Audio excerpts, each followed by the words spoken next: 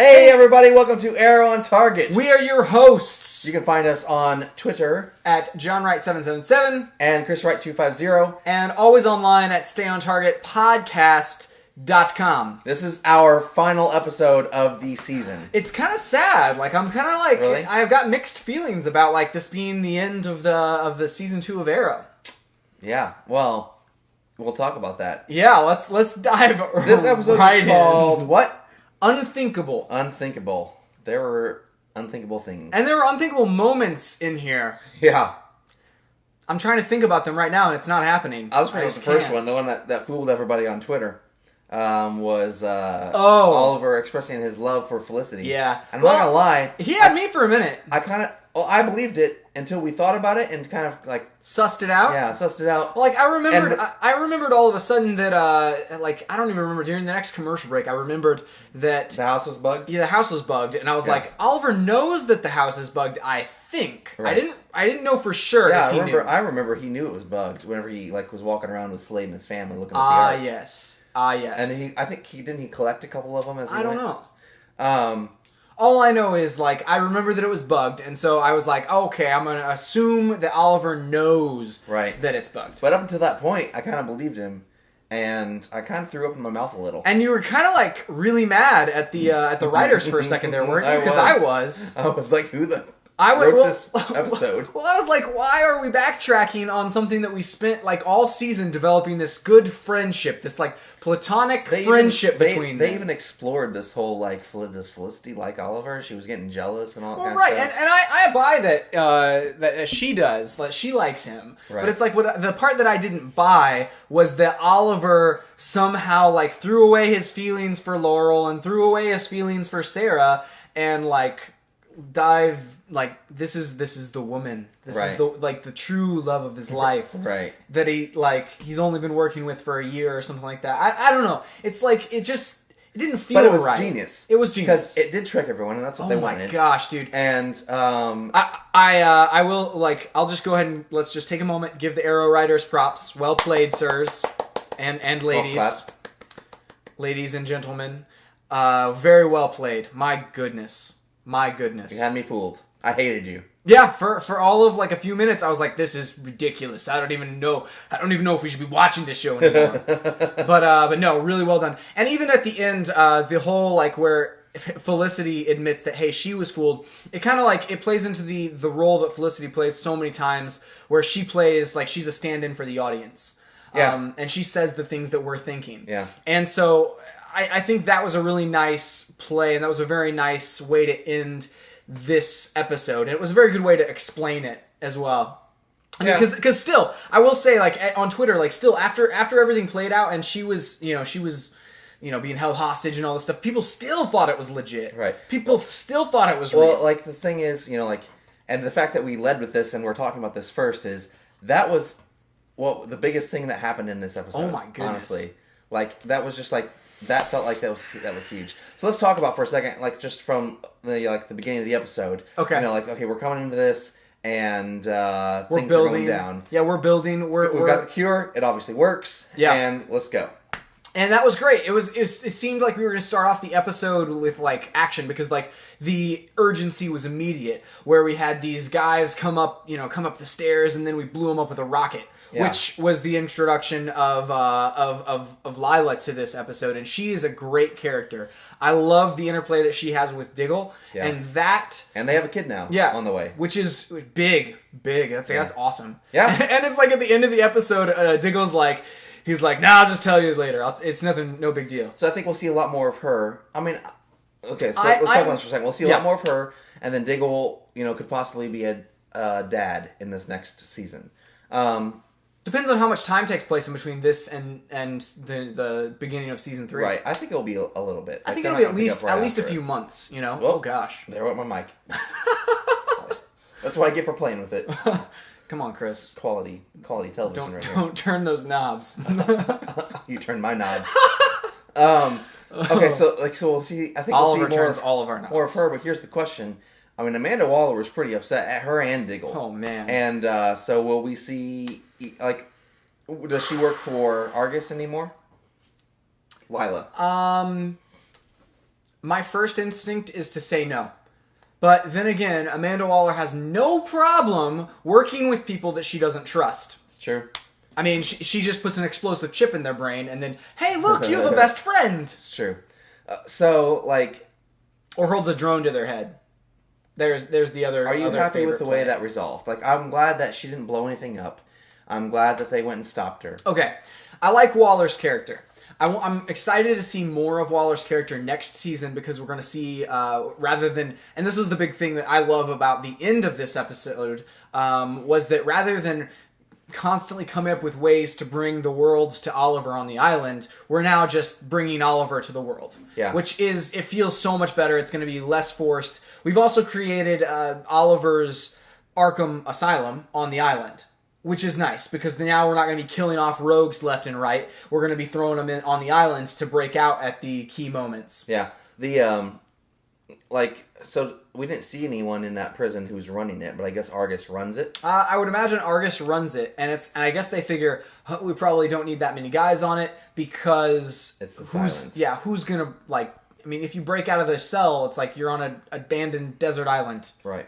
Yeah, they couldn't get off. Your only meals are going to be whenever we feed you through the door or whatever. Right. So, but definitely that was exciting. But I'm right there with you where it seemed like that resolution of, hey, don't bomb us. I don't know. I still don't like that whole plot line.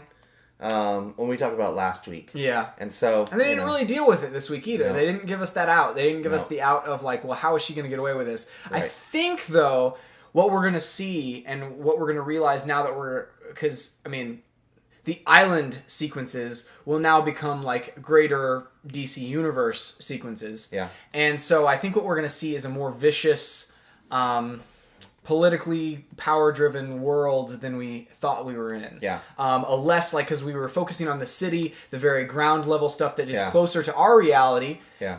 Whereas now I think we're going to develop into and see that the world is a little bit wilder than we thought it was. Right. And so I think that her doing this is going to make sense in the grand scheme, but currently from the perspective that we have, where the world is exactly how, it's basically the same world that we live in today. It's just got a dude running around with a hood. Right. I think that seems very extreme. Like, it just seems really extreme for her to react that way. Right. But I think once we start seeing the real world and the world that Arrow lives in, and even with the Flash, whenever that starts up, I feel like it'll be a little bit more of an extreme world. Yeah, maybe possibly. It's possible whenever we get into it. Zoom out a little bit. Especially since we have like these hyper... realized villains that have been, appearing in Starling City. Yeah, just randomly. Yeah. Like, and not because of the Arrow or anything. It's just... Except for Slade. He's the only one that was really brought there by Arrow. Right. Okay, so let's talk about Slade a little bit. All right. How did you feel like that went and resolved?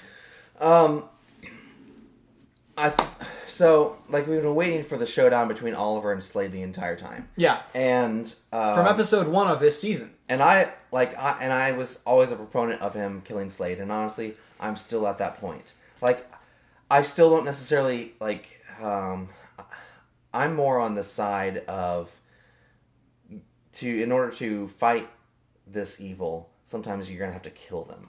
Yeah, let me find the quote here, which is giving away one of my quotes from later Nyssa. on from Nyssa. Yeah, it was which I really liked seeing her again. That was cool. Yeah, we'll address some other things with that in a second. Yeah, but it was to fight the unthinkable, you have to be willing to do the unthinkable, which is true. And that was actually you think about Sarah, real world and the way our world works. Okay? Yeah, and so let's go back all the way back to World War II. Mm-hmm. And in order to stop us from having to kill every single Japanese person in Japan, they dropped the nuclear bomb. Was that a good thing? Not necessarily, but it served a purpose, and they had to do the unthinkable in order to stop the unthinkable. Well, and even whenever, on a smaller scale, so many people, in order to bring attention to certain vicious issues or whatever, like slavery or whatever, you have to put it on display, and you have to essentially, in some ways, put it out there as entertainment or whatever, in order to make a statement about it. Mm-hmm. And so it's this double-edged sword where in order to combat something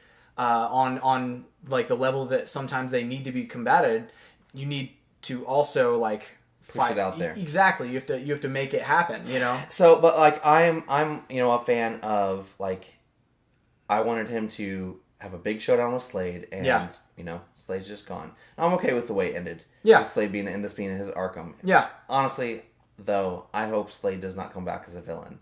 I hope that if he does come back, he comes back as like a team-up villain, where like some more vicious, more evil guy breaks him out and goes, I'm gonna, team up with me and we're gonna take down Oliver. Honestly, I think he's, kind of just castrated as a villain because okay, if Argus is in charge of that prison. Well, he also isn't Marakuru'd anymore. Right, so it's gonna be first he's got a thing inside his head probably that's gonna explode if he gets out. That's true. Number two, he doesn't have the Mirakuru. He has all the hatred, but he also doesn't have any resources anymore since they froze all of his assets. Oh yeah, probably seized them just to be used for Amanda Waller's, private jets and things, whatever. Right. So, okay. So we've also got the interplay between Nissa Al Ghul and Sarah. And Nissa Al Ghul coming in. I loved the idea of Nissa coming in, and that was great. So I guess Sarah just went and got her whenever she disappeared? Yes. That's the way I took it. Yeah. She said she was going to see an old friend. Yes, and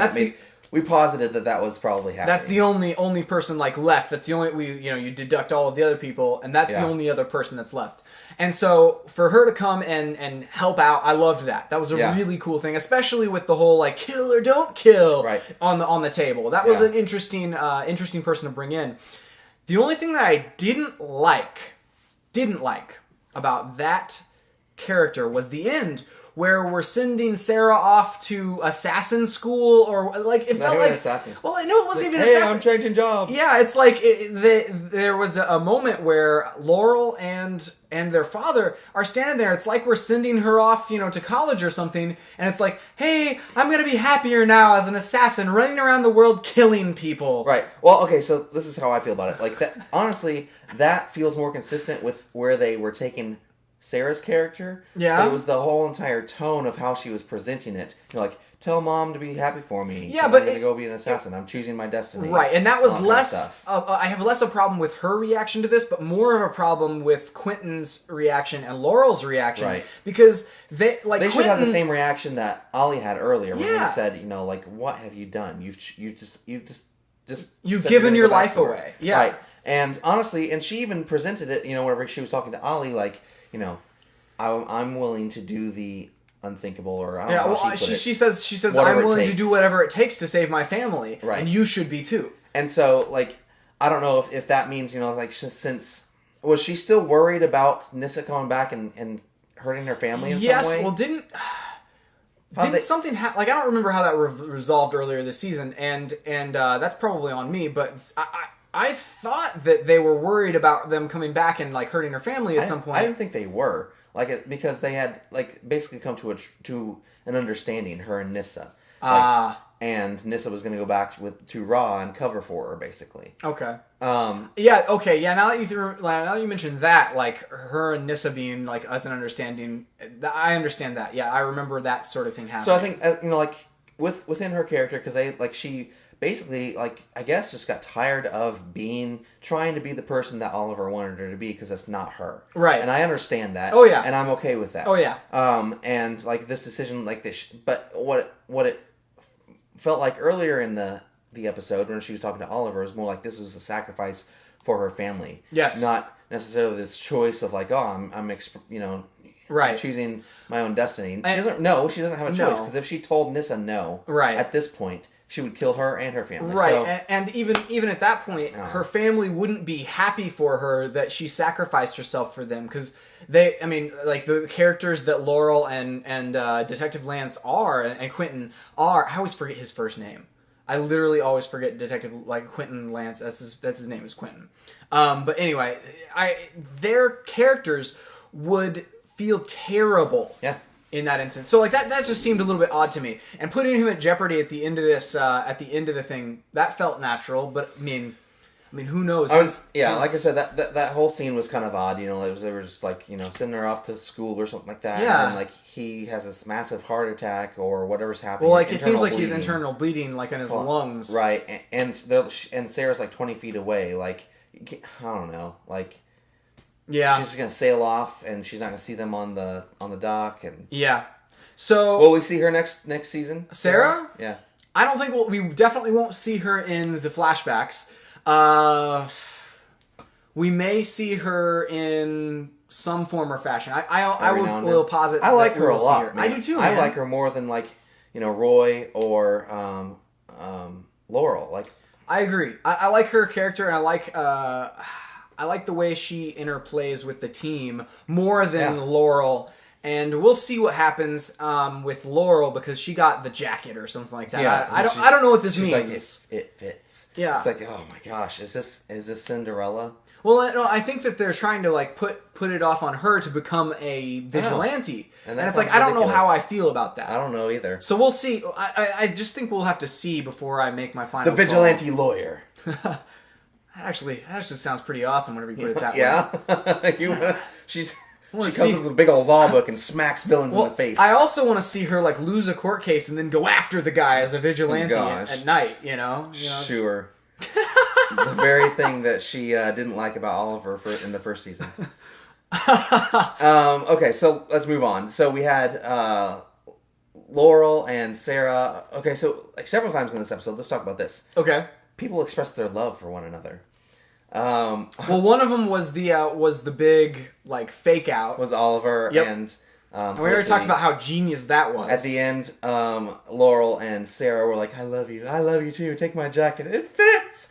And then there was also Roy and Thea. Yep. And there was also Diggle and Lila. So we talked about that a little bit. So let's talk about the Roy Diggle and Thea Lila one was the most believable one, and then the second most believable I would say is Roy and Thea. So Thea is just continually getting her world destroyed. Just shattered, dude. Honestly. And I mentioned a few episodes back that it's like we're lucky she's not like suicidal to some extent. Well, she like in that letter though to Roy, it kind of like feels like, okay, this is just the culmination of all this stuff. She's like, I don't trust anyone anymore. Yeah. She didn't say I trust my father. She doesn't trust anyone. No. She's just going with the guy who hasn't lied to her. Yeah, well, hasn't lied to her yet. And he's going to be I'm sure he's lying to her in some way. Well, like, manipulating her somehow. Exactly. He's definitely manipulating her. Yeah. And so everyone else is just keeping secrets. It doesn't seem like he's keeping secrets. It seems like he's selectively telling her what he wants her to know. Doesn't he know who Oliver is? That he's the Arrow? Yeah. Oh, yeah. Like, and he's going to keep that from her for some reason. Yeah. So, well, okay. There was also... there was also the moment where he mentioned... Well, I guess he was talking about Tommy. I was thinking that maybe he wasn't talking about Tommy whenever he said, your brother, almost killed me last year or something like that. He might not have been talking about it. I think he was talking about Tommy, though. Like, she brought up Tommy. Yeah. She was the one that said that. But and that's whenever she says, you're my true... Like, so that's the only thing that makes me believe that it was Tommy he was talking about. Because he says, you're my true, true daughter.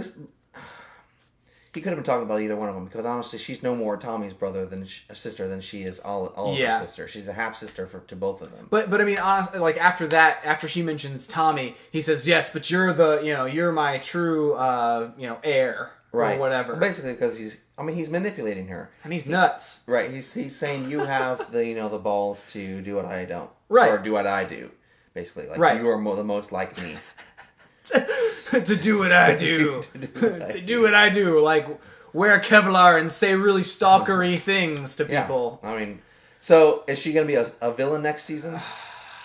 They've set her up to be Speedy. I will say yes. I will say that, hey, she is going to turn out to be some form of a villain, whether that sticks or not. I mean, it would be cool. That's something else. This is the way this feels. Okay, you think about in Star Wars and Luke's temptation to go over to the dark side and join Darth Vader. And that's what this feels like. It's just her temptation to go over to the dark side and become like this person. I think she'll go away and he'll train her, and like maybe like she'll come back to Starling City to enact revenge on her family, or maybe the Arrow, she doesn't know who he is, and then we'll see her come back from that. And I'm okay with that. Like, that seems cool, and I think the actress, Willa Holland, has the capacity to play that out. She is awesome. Yeah, she's a great actress. Man.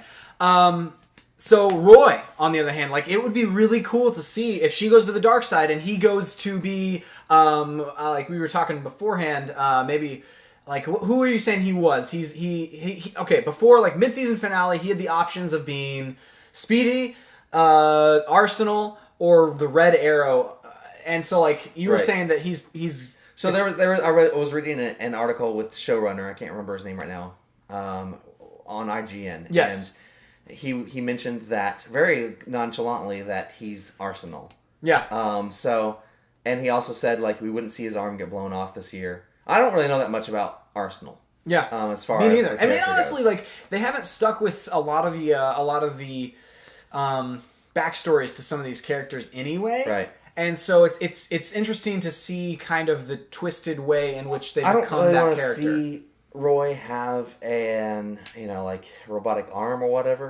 But like it kind of makes sense with his past as far as having super strength. Yeah. Because he did have super strength, and so having a super strength arm, like that could happen. I also really enjoyed seeing him in on the action in the tunnel. That was really cool. I enjoyed seeing him in on the action. I enjoyed seeing him not crazy. Yeah, and not doing stupid things. Because even before he had the Mirakuru, it felt so natural, didn't it? Even before he had the Mirakuru, he was messed up. Oh, dude, he was just like all angry over the place. All the time. Yep. Yelling at people. And Oliver referred to it earlier. Like he's been through his version of the island. And his crucible. Yeah, his crucible, and so now he is becoming the superhero that he has. Was meant to be. Was supposed to be, yeah.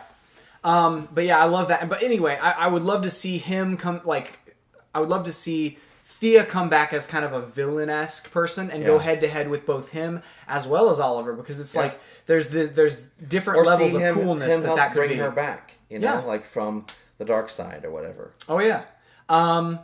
Yeah.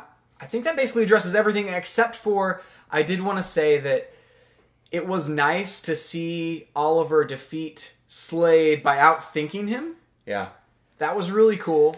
But yet, they still tried, like, it seemed a little bit forced to throw this big, huge fight in there after he'd already, and it didn't really have a big climax. Not really, because, Slade is just going to try to kill him. Like, that's always his option, or hurt him. Gotcha. And he wanted him to see the destruction of his city. And so if Slade's not captured, then Amanda Waller's going to bomb the place. Yeah.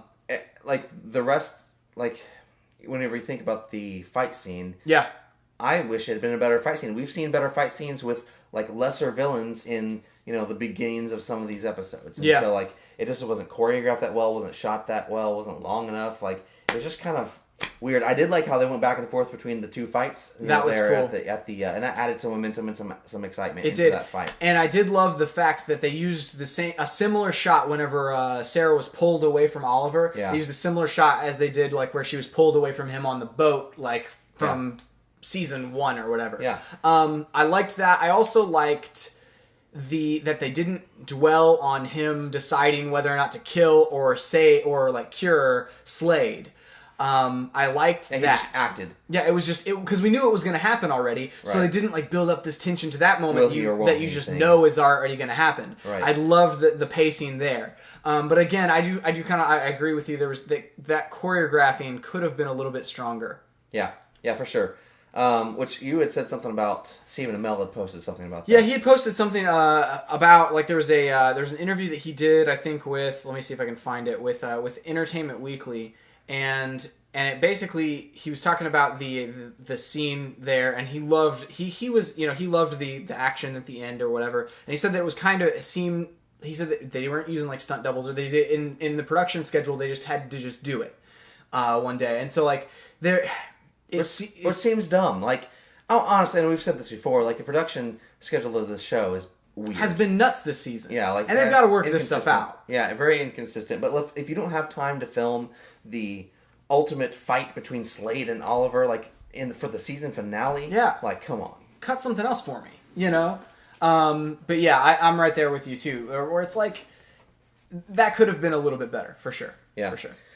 All in all, like, where we ended up with, Slade and, like, the entire way that this ended, like, we got rid of the Mirakuru guys pretty easily. Yeah. Up in Oliver's, Queen Consolidated Tower and in the bridge, underneath the bridge. Yeah. Like, that was pretty easy. Like, it just seemed like all this happened and was just kind of like, no big deal. Even, especially at the end whenever Sarah's leaving. Yeah. And they're, they're just chilling at the docks. I thought there was still going to be action after that. Yeah. Like, I thought that things were still going on. It felt like there should have been. And, the pacing was a little off, and it may be because like this was like I don't know. I'm trying to think. I think the way I would have loved to see this play out, we had all this build up, and then we had set up all the pins nicely, but then we knocked them down too fast this whole episode. It felt like the whole first half of this episode was the action. Well, then in the last half, we could have ended after a 2-minute scene of him talking to Slade in this jail cell,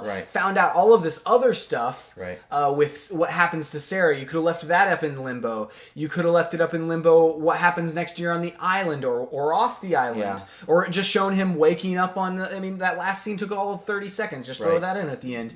There were a number of ways that this could have been paced out to make it feel better, to make it feel like a finale. Because it didn't really feel like a finale to me. Right. No, it didn't. And honestly, compared to last season, it was just kind of like, I did in that same interview with IGN, like the showrunner had said, like last year we had saved up money throughout the season, for the season finale. Mm-hmm. This year they didn't do that, and so like they had to figure out how to do a season finale on a smaller budget, and that's cool and all, but. I would have rather have seen like what if you had maybe the slightly larger budget, or maybe Warner Brothers or CW could shell out just a little bit more for the season finale or whatever you're talking about here. Maybe this episode will make sense, because we have talked about how this was kind of a three episode arc, at the end here. Like if you watch them all in a row, I think if it would feel more complete and would feel better. I think I'll probably do that in the next couple of weeks or so. Like go back and kind of watch them back to back. Yeah. And just see if it feels right as like a 90-minute arc or something. Right. Because it might actually feel great. Like who knows? Who knows? The other thing that we didn't bring up, Rochef, dead. Rochef is dead, yep. And it was kind of a throwaway death, like it wasn't like it needed to happen, and it didn't really like... it didn't resolve anything with her arc. Didn't resolve anything with her arc, and it didn't do anything for Nyssa. Like, I guess it just shows her as this ruthless killer, and it kind of helped try to prove her point, like, well, we just needed to kill all these people, Yeah, well, her character kind of was done a couple episodes ago before she got the Mirakuru. Yeah. And I just kind of brought her back as a mini death stroke, and it was awesome. That whole like scene there, whenever they took out Queen Consolidate, I just mentioned that it seemed way too easy. Yeah. And it did. Like, they took out all those guys, Slade gets away, and she gets killed real fast, And maybe it's just the power of the League of Assassins. Like they're just that good. Do you think we'll go up against them maybe season 3, 4, or 5? I don't know. It depends on like how they bring Sarah's story back into this. Does she show up every once in a while with the League and help out, or like does she run into trouble with the League and Ollie has to go rescue her? That would be cool. So I don't know. We'll see. Yeah. I think that's pretty much it. Let me let's get some quotes going on here. And okay, last thing. What do you expect? While I get my quotes ready, what do you expect from season 3? Yeah, season 3, I think, like, we're obviously, like, who knows? It depends on, I think we mentioned, it depends on how much time passes between the 2 seasons, because Oliver has some goals, immediate goals right now. He needs to get his company back.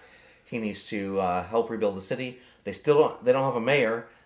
Who knows where Detective Lance, if he's going to be a detective, or we don't know what's going to happen as far as if he's going to be alive. So maybe this will pick up right after, because he's like, well, if he has that heart attack or whatever he had, maybe that boat scene was later. Because why would Oliver all of a sudden be on the island if Quentin is back there and Laurel, is in distress and they're not going to help? Like, there's just kind of the timeline doesn't work for me. Timeline's kind of off, and so I guess that's another thing with this episode that feels a little. We need to explain some things here. Yeah.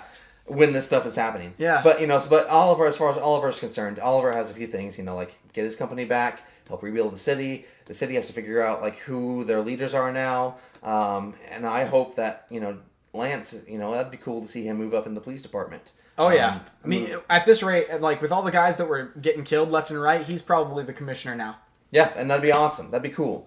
And it would give Oliver a little more leeway, a little more access into what's going on in the city. And Felicity wouldn't have to be a crazy criminal by hacking into all of these departments. She'll always hack. That's true. She's a hacker, man. Yeah. We'll also, like, the flashbacks will obviously deal with Oliver and Amanda Waller. Yeah. And so we'll probably see a lot more of Amanda Waller in the current day because it deals so much with that. And by that token, maybe the Suicide Squad as well. Yeah, and I'm cool. I'm totally cool with that. Floyd Lawton is one of the coolest characters, as well as one of the most well played, especially with his interaction with Diggle and Lila and all of that whole ring. Yeah, that's a whole ring that I want to explore more. Yeah, so I don't know, like, and it'll be interesting to see, like, what big villain comes in, and it may be a combination of like the League of Assassins and Malcolm Merlyn, and like Amanda Waller, because she's not really a good guy. So she's a terrible person. So we'll see what happens. She's just a terrible person with the government on her side. Before we get to that, though, I want to talk about the Flash. Oh my gosh, we saw a teaser that featured more of the Arrow than it did the Flash. Yeah, I think he got more. Well, then again, the Flash does run really fast. That's true.